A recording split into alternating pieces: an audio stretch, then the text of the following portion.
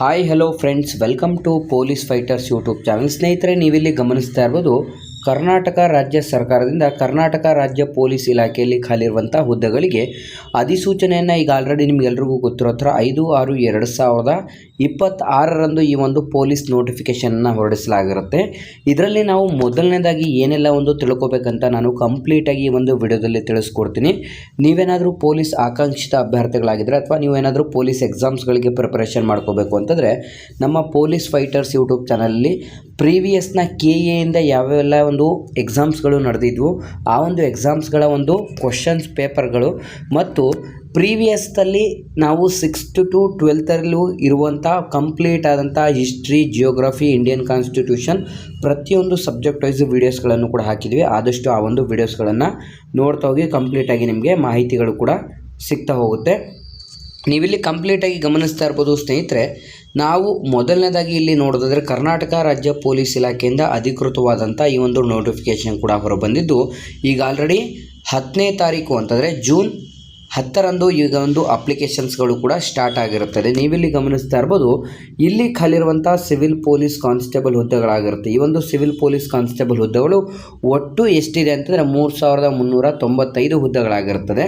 ಅದರಲ್ಲಿ ನಾವು ಕಂಪ್ಲೀಟಾಗಿ ನೇರ ನೇಮಕಾತಿ ಪುರುಷ ಹುದ್ದೆಗಳಿಗೂ 2266, ನೇರ ನೇಮಕಾತಿ ಮಹಿಳೆಗೆ 755 ಹುದ್ದೆಗಳು, ಸೇವಾ ನಿರತರ ಪುರುಷ ಅಭ್ಯರ್ಥಿಗಳಿಗೆ 257, ಸೇವಾ ನಿರತರ ಮಹಿಳಾ ಅಭ್ಯರ್ಥಿಗಳಿಗೆ 82 ಮತ್ತು ತೃತೀಯ ಲಿಂಗಿ ಅಭ್ಯರ್ಥಿಗಳಿಗೆ 35.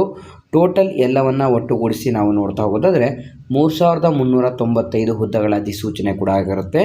ಆಯ್ಕೆಯಾದಂಥ ಅಭ್ಯರ್ಥಿಗಳಿಗೆ 37,500 ರೂಪಾಯಿಂದ 76,100 ರೂಪಾಯಿ ಒಂದು ಮಾಸಿಕ ವೇತನವನ್ನು ಕೂಡ ನಿಗದಿಪಡಿಸಲಾಗಿರುತ್ತೆ. ಸ್ನೇಹಿತರೆ, ತುಂಬ ಜನ ಅಭ್ಯರ್ಥಿಗಳು ನಮಗೆ ಕೇಳುವಂಥ ಒಂದು ಕ್ವಶನ್ಸ್ಗಳು ಏನು ಅಂತಂದರೆ, ಈಗ ಆಲ್ರೆಡಿ ನಮಗೆ ತುಂಬ ಮೆಸೇಜಸ್ಗಳು ಕೂಡ ಬರ್ತಾ ಇರುತ್ತೆ.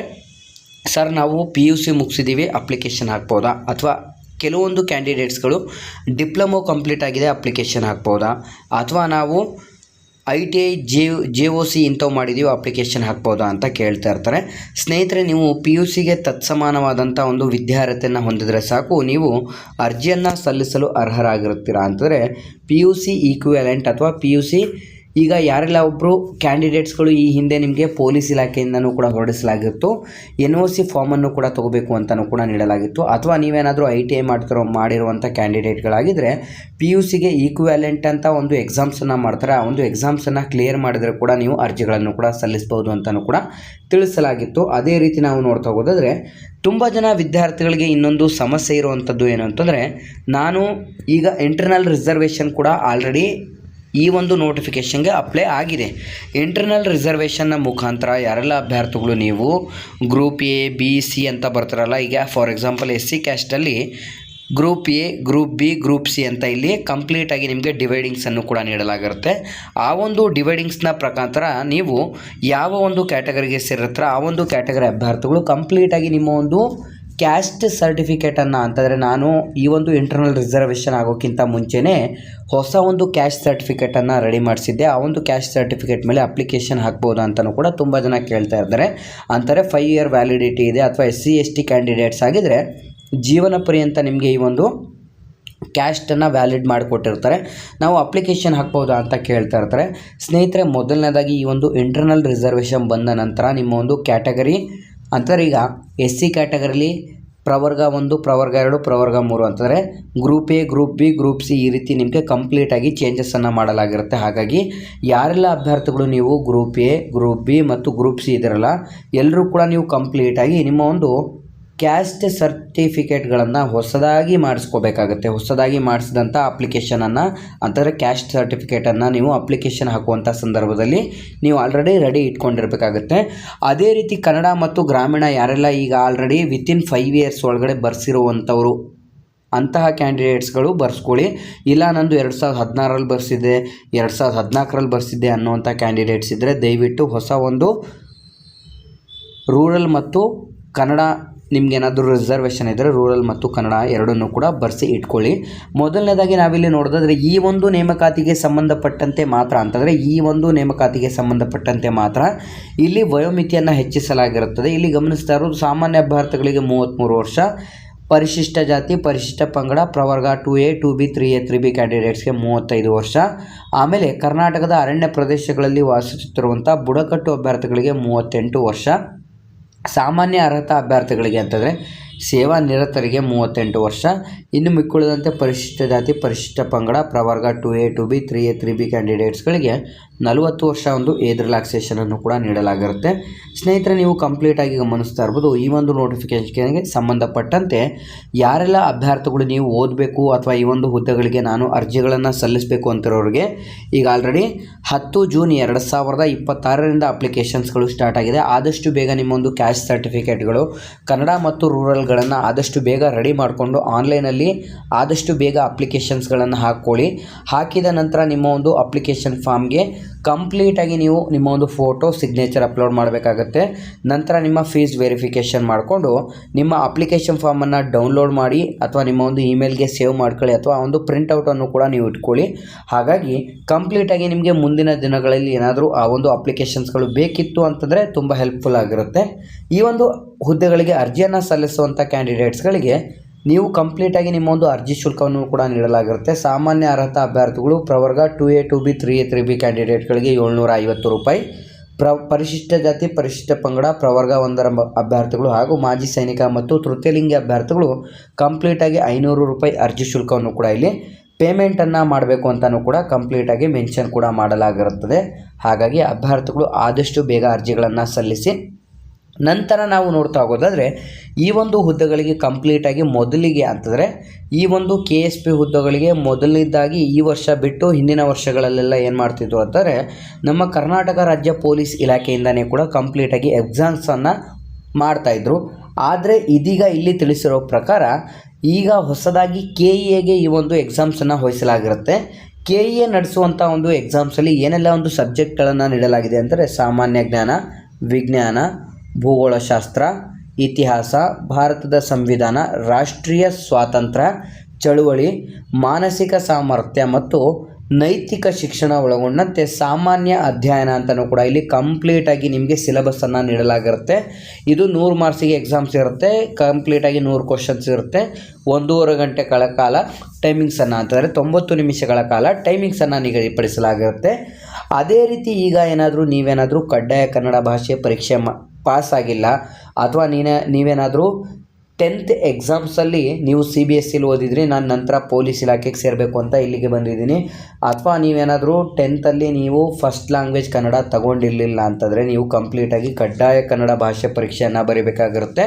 ಅದರ ಒಂದು ದಿನಾಂಕವನ್ನು ನಂತರದಲ್ಲಿ ತಿಳಿಸಲಾಗಿರುತ್ತೆ. ಆದರೆ ಇಲ್ಲಿ ಮೇಯ್ನ್ ಆಗಿರುವಂಥದ್ದು ಯಾವುದು ಅಂತ ನಾವು ಗಮನಿಸ್ತಾ ಹೋಗೋದಾದರೆ ಸ್ನೇಹಿತರೆ, ಈ ಒಂದು ಪೊಲೀಸ್ ಕಾನ್ಸ್ಟೇಬಲ್ ಹುದ್ದೆಗಳಿಗೆ ಸಂಬಂಧಪಟ್ಟಂತೆ ಲಿಖಿತ ಪರೀಕ್ಷೆಯ ದಿನಾಂಕವನ್ನು ಕೂಡ ಇಲ್ಲಿ ಮೆನ್ಷನ್ ಮಾಡಲಾಗಿರುತ್ತೆ. ಇಲ್ಲಿ ನೋಡಿ ಕಾಣಿಸ್ತಾ ಇದೆ ನಿಮಗೆ 2 ಆಗಸ್ಟ್ 2026ರಂದು ನಿಗದಿಪಡಿಸಲಾಗಿದೆ. ಅದರಲ್ಲೂ ಕೂಡ 10:30 ಬೆಳಗ್ಗೆಯಿಂದ ಸ್ಟಾರ್ಟ್ ಆದರೆ 12 ಗಂಟೆವರೆಗೆ ಎಕ್ಸಾಮ್ಸ್ ಅಂತಲೂ ಕೂಡ ಟೈಮಿಂಗ್ಸನ್ನು ನೀಡಲಾಗಿದೆ. ಆಲ್ರೆಡಿ ಎಕ್ಸಾಮ್ ಡೇಟನ್ನು ಕೂಡ ಅನೌನ್ಸ್ ಮಾಡಿದೆ. ಅಂತಂದರೆ KEA ಇಷ್ಟು ಬೇಗ ಕಂಪ್ಲೀಟಾಗಿ ಒಂದು ನೋಟಿಫಿಕೇಷನ್ಗೆ ಎಕ್ಸಾಮ್ಸ್ ಡೇಟನ್ನು ಕೂಡ ಅನೌನ್ಸ್ ಮಾಡಿದೆ ಅಂತಂಥ ಸಂದರ್ಭದಲ್ಲಿ ನಾವು ಯಾವ ರೀತಿ ನೀವು ಪ್ರಿಪ್ರೇಷನ್ ಮಾಡ್ಕೋಬೇಕು ಅಂತಂದರೆ ಕಂಪ್ಲೀಟಾಗಿ ನಾವು ಗಮನಿಸೋದಾದರೆ KEA ಅವರು ಪ್ರೀವಿಯಸ್ಸಲ್ಲಿ ನಡೆದಂಥ BMTC ಕ್ವಶನ್ ಪೇಪರು, KEAನ ಕ್ವಶನ್ ಪೇಪರು ಅಥವಾ KEA ನಡೆಸಿರುವಂಥ ಪ್ರೀವಿಯಸ್ ಯಾವುದೆಲ್ಲ ಒಂದು ಎಕ್ಸಾಮ್ಸ್ಗಳು ನಡೆದಂಥ ಕ್ವಶನ್ ಪೇಪರ್ಗಳನ್ನು ನಾವು ಗಮನಿಸೋದಾದರೆ ಅದರಲ್ಲಿ ಅತಿ ಹೆಚ್ಚಿನದಾಗಿ ಅವರು ಫೋಕಸ್ ಮಾಡಿರುವಂಥದ್ದು ಮೊದಲನೇದಾಗಿ ನಾವು ನೋಡ್ತಾ ಹೋಗೋದಾದರೆ ಸಾಮಾನ್ಯ ಜ್ಞಾನ ಇರುತ್ತಲ್ಲ, ಮಾನಸಿಕ ಸಾಮರ್ಥ್ಯ, ಅದರ ಮೇಲೆ ಹೆಚ್ಚಿನ ಫೋಕಸನ್ನು ನೀಡುತ್ತಾರೆ ಅಂತಾರೆ. ಅವರು ಮೆಂಟಲ್ ಎಬಿಲಿಟಿ ಮೇಲೆ ಜಾಸ್ತಿ ಫೋಕಸನ್ನು ಮಾಡಿರ್ತಾರೆ. ಅದಾದ ನಂತರ ನಾವು ನೋಡ್ತಾ ಹೋಗೋದಾದರೆ ಸ್ನೇಹಿತರೆ, ಅವರು ಕಂಪ್ಲೀಟಾಗಿ ವಿಜ್ಞಾನದ ಮೇಲೆ ಜಾಸ್ತಿ ಫೋಕಸ್ ಮಾಡ್ತಾಯಿದ್ದಾರೆ. ಅದಾದ ನಂತರ ಕರೆಂಟ್ ಅಫೇರ್ಸ್ ಪ್ರೀವಿಯಸ್ನ 6 ಮಂತ್ಸ್ ಯಾವುದಾಗಿರುತ್ತೆ ಆ ಒಂದು ಪ್ರೀವಿಯಸ್ 6 ಮಂತ್ಸ್ನ ಒಂದು ಕರೆಂಟ್ ಅಫೇರ್ಸ್ ಕೂಡ ಕಂಪ್ಲೀಟಾಗಿ ನಿಮಗೆ ಅವರು ಫೋಕಸ್ ಮಾಡ್ತಾರೆ. ಹಾಗಾಗಿ ಆದಷ್ಟು ಜಾಸ್ತಿ ಕ್ವಶನ್ಸ್ಗಳು ಬರುವಂಥದ್ದು ಕರೆಂಟ್ ಅಫೇರ್ಸ್, ವಿಜ್ಞಾನ ಅಂತಂದರೆ ಸೈನ್ಸ್ ಮತ್ತು 6 ತಿಂಗಳ ಒಂದು ಕರೆಂಟ್ ಅಫೇರ್ಸ್ಗಳಾಗಿರುತ್ತೆ. ಹಾಗಾಗಿ ಕಂಪ್ಲೀಟಾಗಿ ಅಭ್ಯರ್ಥಿಗಳಿಗೆ ನಮ್ಮ ಪೊಲೀಸ್ ಫೈಟರ್ಸ್ ಯೂಟ್ಯೂಬ್ ಚಾನಲ್ ಕಡೆಯಿಂದ ನಿಮಗೆ ಬೇಕಿರುವಂಥ ಒಂದು ವಿಜ್ಞಾನ, ಮೆಂಟಲ್ ಎಬಿಲಿಟಿ ಹಾಗೂ 6 ಮಂತ್ಸ್ನ ಕರೆಂಟ್ ಅಫೇರ್ಸ್ನ ಅಪ್ಡೇಟ್ಗಳನ್ನು ಕೂಡ ಹಾಕ್ತಾ ಇರ್ತೀವಿ. ಆದಷ್ಟು ಹೊಸ ಅಭ್ಯರ್ಥಿಗಳಾಗಿದ್ದರೆ ಚಾನಲ್ಗೆ ಸಬ್ಸ್ಕ್ರೈಬ್ ಮಾಡ್ಕೊಳ್ಳಿ. ಈ ಒಂದು ಕರೆಂಟ್ ಅಫೇರ್ಸ್ಗಳು ಕಂಪ್ಲೀಟಾಗಿ ಅವರು ಯಾವ ರೀತಿ ತೆಗಿತಾರೆ ಕ್ವಶನ್ಸ್ಗಳು ಅಂತ ನಾವು ನೋಡ್ತಾ ಹೋಗೋದಾದರೆ ಅವರು ಕರೆಂಟ್ ಅಫೇರ್ಸ್ಗಳಾಗಲಿ ಅಥವಾ ಯಾವುದೇ ಒಂದು ಕ್ವಶನ್ಸ್ಗಳನ್ನಾಗಲಿ ಅವರು ನಾವು KSPಯಿಂದ ಬರುವಂಥ ಒಂದು ಕ್ವಶನ್ಸ್ ಪೇಪರ್ಗಳನ್ನು ನೋಡ್ತಿದ್ವಲ್ಲ ಪ್ರೀವಿಯಸ್ಸಲ್ಲಿ, ಆ ರೀತಿಯಾದಂಥ ಒನ್ ಲೈನ್ ಕ್ವಶನ್ಸ್ಗಳು ಯಾವುದು ಕೂಡ ಇಲ್ಲಿ ಬರೋಲ್ಲ. ಇವರು ಹೇಳಿಕೆಗಳನ್ನು ನೀಡಿರ್ತಾರೆ. ಫಾರ್ ಎಕ್ಸಾಂಪಲ್ ಹೆಂಗೆ ಗೊತ್ತಾ, ಈಗ ಏನಾದರೂ ಒಂದು ಕ್ವಶನ್ಸ್ ಕೊಟ್ಟಿರ್ತಾರೆ, ಅದಕ್ಕೆ ಒಂದು 4 ಆಪ್ಷನ್ಸ್ಗಳನ್ನು ನೀಡಿರ್ತಾರೆ. ಅದಾದ ನಂತರ ಅದಕ್ಕೆ ಅವರು ಯಾವ ರೀತಿ ಟಿಕ್ ಮಾಡೋಕ್ಕೆ ಹೇಳ್ತಾರೆ ಅಂತಂದರೆ A ಮತ್ತು B ಮಾತ್ರ ಸರಿ, A ಮತ್ತು C ಮಾತ್ರ ಸರಿ, ಈ ರೀತಿಯಾದಂಥ ಕ್ವಶನ್ಸ್ಗಳು ತುಂಬ ಇರುತ್ತೆ. ಕೆಲವೊಬ್ಬರು ಕ್ಯಾಂಡಿಡೇಟ್ಸ್ ಏನು ಮಾಡಿರ್ತಾರೆ, ಯಾವುದಾದ್ರೂ ಒಂದು ಟಾಪಿಕ್ನಲ್ಲಿ ಇಂಪಾರ್ಟೆಂಟ್ ಇರುವಂಥ ಒಂದು ಮೇನ್ ಪಾಯಿಂಟ್ಸ್ಗಳನ್ನು ಮಾತ್ರ ಓದ್ಕೊಂಡಿರ್ತಾರೆ. ಆದರೆ ಇನ್ನು ಅದರ ಒಳಗಡೆ ಇರುವಂಥ ಕೆಲವೊಂದು ಟಾಪಿಕ್ಸ್ನಲ್ಲಿರುವಂಥ ಪಾಯಿಂಟ್ಸ್ಗಳನ್ನು ಅವರು ಓದಿರೋದಿಲ್ಲ. ಅಂಥ ಸಂದರ್ಭದಲ್ಲಿ ಅವ್ರಿಗೇನಾಗುತ್ತೆ ಅಂತಂದರೆ, ಈಗ ಫಾರ್ ಎಕ್ಸಾಂಪಲ್ A ಮತ್ತು C ಎರಡೂ ಕೂಡ ಸರಿ ಇರುತ್ತೆ. ಹಾಗಾಗಿ ಅವರು ಕೂಡ ಕೊಟ್ಟಿರ್ತಾರೆ A ಮತ್ತು C ಮಾತ್ರ ಸರಿ ಅಂತ ಆಪ್ಷನ್ಸ್ ಕೊಟ್ಟಿರ್ತಾರೆ. ಆದರೆ ಇನ್ನೊಂದರಲ್ಲಿ A ಮಾತ್ರ ಸರಿ ಅಂತ ಕೊಟ್ಟಿರ್ತಾರೆ. ಅಂಥ ಕ್ಯಾಂಡಿಡೇಟ್ಸ್ ಏನು ಮಾಡ್ತಾರೆ, ಕೆಲವು ಇಂಪಾರ್ಟೆಂಟ್ ಪಾಯಿಂಟನ್ನು ಮಾತ್ರ ಓದಿರುವಂಥ ಕ್ಯಾಂಡಿಡೇಟ್ಗಳು ಇಲ್ಲಿರುವಂಥ ಒಂದು A ಮಾತ್ರ ಸರಿ ಅನ್ನೋದಕ್ಕೆ ಹಾಕ್ತಾರೆ. ಹಾಗಾಗಿ ಅವರ ಆನ್ಸರ್ ತಪ್ಪಾಗುತ್ತೆ. A ಮತ್ತು C ಮಾತ್ರ ಸರಿ ಅನ್ನೋದು ಸರಿಯಾಗಿರುತ್ತೆ. ಹಾಗಾಗಿ ಯಾರೆಲ್ಲ ಅಭ್ಯರ್ಥಿಗಳು ನೀವು ಈ ಒಂದು KEಯಿಂದ ನಡೆಸುವಂಥ ಎಕ್ಸಾಮ್ಸ್ಗಳಲ್ಲಿ ಕಂಪ್ಲೀಟಾಗಿ ನೀವು ಆದಷ್ಟು ಕ್ಲಿಯರ್ ಕಟ್ಟಾಗಿ ಎಲ್ಲ ಸಿಲೆಬಸ್ಸನ್ನು ಓದ್ಕೊಳ್ಳಿ. ಮತ್ತು ಇದು ಹೇಳಿಕೆಗಳ ಟೈಪಲ್ಲಿ ಬರುವಂಥ ಕ್ವಶನ್ಸ್ಗಳಾಗಿರುತ್ತೆ. ಹಾಗಾಗಿ ಆದಷ್ಟು ಜಾಸ್ತಿ ಅಂಥ ಒಂದು ಹೇಳಿಕೆಗಳು ಅಥವಾ ಕಂಪ್ಲೀಟ್ ಆದಂಥ ಟಾಪಿಕ್ಸ್ನ ಬಗ್ಗೆ ತಿಳ್ಕೊಳ್ಳೋಕ್ಕೆ ನೀವು ಟ್ರೈ ಮಾಡಿ.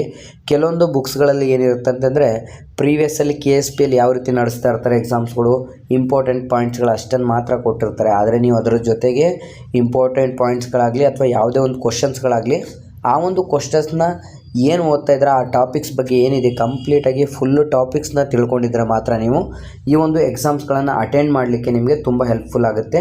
ನಂತರ ನೀವು ಈ ಒಂದು ಅಧಿಸೂಚನೆಗಳಿಗೆ ಅರ್ಜಿ ಸಲ್ಲಿಸಿ ಎಕ್ಸಾಮ್ಸಲ್ಲಿ ಯಾವ ರೀತಿ ನಿಮಗೆ ಸೇಮ್ ಆಲ್ಮೋಸ್ಟ್ KSPಯಿಂದ ಯಾವ ರೀತಿ ಇತ್ತು ಅದೇ ರೀತಿ ಇರುತ್ತೆ. ನಿಮಗೆ ನೆಗೆಟಿವ್ ಮಾರ್ಕಿಂಗನ್ನು ಕೂಡ ನೀಡಲಾಗಿರುತ್ತೆ. ನೀವೇನಾದರೂ ಒಂದು ತಪ್ಪಾದ ಉತ್ತರವನ್ನು ನೀಡಿದ್ರೆ 0.25 ಮಾರ್ಕ್ಸ್ಗಳನ್ನು ಕಳೆಯಲಾಗುತ್ತೆ. ಅದಾದ ನಂತರ ನಿಮಗೆ ನೆಕ್ಸ್ಟ್ ನಾರ್ಮಲ್ ಆಗಿ ಫಿಸಿಕಲ್ ಟೆಸ್ಟ್ ಇರುತ್ತೆ. ಅಂತಂದರೆ ನೀವು ಎಕ್ಸಾಮ್ಸ್ ಆದ ನಂತರ ಆಯಾ ಒಂದು ಜಿಲ್ಲೆಗೆ ಸಂಬಂಧಪಟ್ಟಂತೆ ಎಷ್ಟು ಒಂದು ಹುದ್ದೆಗಳಿರುತ್ತೆ, ಹುದ್ದೆಗಳ ವರ್ಗೀಕರಣದ ನಂತರ ಆಯಾ ಹುದ್ದೆಗಳಿಗೆ ಯಾವ ಕ್ಯಾಟಗರಿಗೆ ಎಷ್ಟು ಮೆಂಬರ್ಸ್ ಇರ್ತಾರೆ, ಆ ಒಂದು ಮೆಂಬರ್ಸ್ಗಳು ಮತ್ತು ಹುದ್ದೆಗಳು ಎಷ್ಟಿದೆ ಅಂತ ನೋಡಿಕೊಂಡು ಕಂಪ್ಲೀಟಾಗಿ 1:5 ಲಿಸ್ಟನ್ನು ಕೂಡ ತಯಾರಿಸಿ ನಿಮಗೆ ಫಿಸಿಕಲ್ ಸ್ಟ್ಯಾಂಡರ್ಡ್ ಟೆಸ್ಟನ್ನು ಕೂಡ ನಡೆಸಲಾಗುತ್ತದೆ. ಅದಾದ ನಂತರ ನಾವು ಫಿಸಿಕಲ್ ಸ್ಟ್ಯಾಂಡರ್ಡ್ ಟೆಸ್ಟಿಗೆ ಹೋಗೋಕ್ಕಿಂತ ಮುಂಚೆ ಈ ಒಂದು ಹುದ್ದೆಗಳ ವರ್ಗೀಕರಣ ಯಾವ ರೀತಿ ಇದೆ ಮತ್ತು ಈ ಒಂದು ಇಂಟರ್ನಲ್ ರಿಸರ್ವೇಷನ್ ಯಾವ ರೀತಿ ಇದೆ ಅಂತ ನೋಡ್ಕೊಂಬರೋಣ. ಸ್ನೇಹಿತರೆ, ನೀವಿಲ್ಲಿ ಗಮನಿಸ್ತಾ ಇರ್ಬೋದು, ಬೆಂಗಳೂರು ನಗರ ಅಂತಿದೆ. ಬೆಂಗಳೂರು ನಗರದಲ್ಲಿ ಒಟ್ಟು ಪುರುಷ ಅಭ್ಯರ್ಥಿಗಳು 1343 ಹುದ್ದೆಗಳು ಖಾಲಿ ಇರುತ್ತೆ. ಈ ಒಂದು 1043 ಹುದ್ದೆಗಳ ಪೈಕಿಯಲ್ಲಿ ನಾವು ನೋಡ್ತಾ ಹೋಗೋದಾದರೆ ಈ ಒಂದು ಹುದ್ದೆಗಳ ವರ್ಗೀಕರಣ ಯಾವ ರೀತಿ ಇದೆ ಅಂತ ತುಂಬ ಮ್ಯಾಟ್ರ್ ಆಗುತ್ತೆ. ಯಾಕೆ ಅಂತಂದರೆ, ಈಗ ಪ್ರಸ್ತುತ ಇರುವಂಥ ಒಂದು ಇಂಟರ್ನಲ್ ರಿಸರ್ವೇಷನ್ನ ಮುಖಾಂತರ ಅಭ್ಯರ್ಥಿಗಳಿಗೆ ಇಲ್ಲಿ ನಿಮಗೆ ಹುದ್ದೆಗಳ ವರ್ಗೀಕರಣವನ್ನು ನೀಡಲಾಗಿರುತ್ತೆ.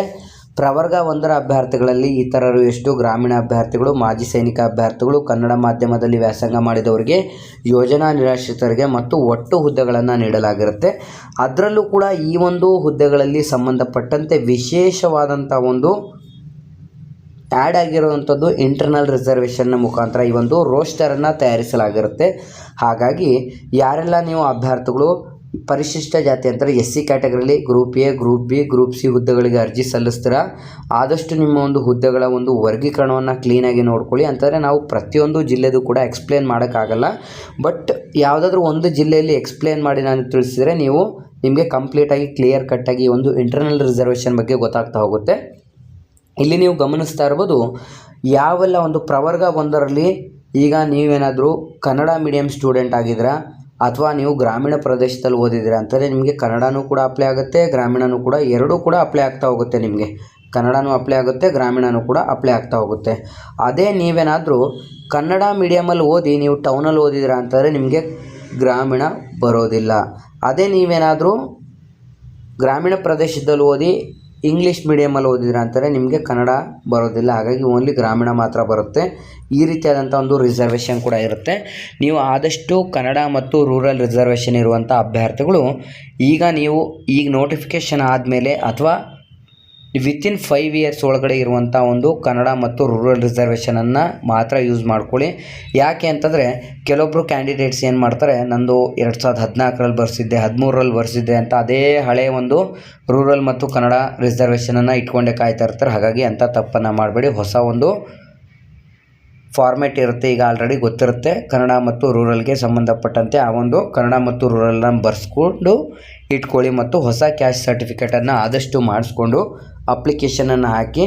ನಿಮಗೆ ಯಾವುದೇ ಒಂದು ಸಬ್ಜೆಕ್ಟ್ಸ್ಗಳ ಬಗ್ಗೆ ಡೌಟ್ಸ್ ಇದ್ದರೆ ಅಂದರೆ ಕಂಪ್ಲೀಟಾಗಿ ನಮ್ಮ ಪೊಲೀಸ್ ಫೈಟರ್ಸ್ ಯೂಟ್ಯೂಬ್ ಚಾನಲಲ್ಲಿ ನಿಮಗೆ ವೀಡಿಯೋಸ್ಗಳು ಕೂಡ ಲಭ್ಯ ಆಗ್ತಾ ಹೋಗುತ್ತೆ.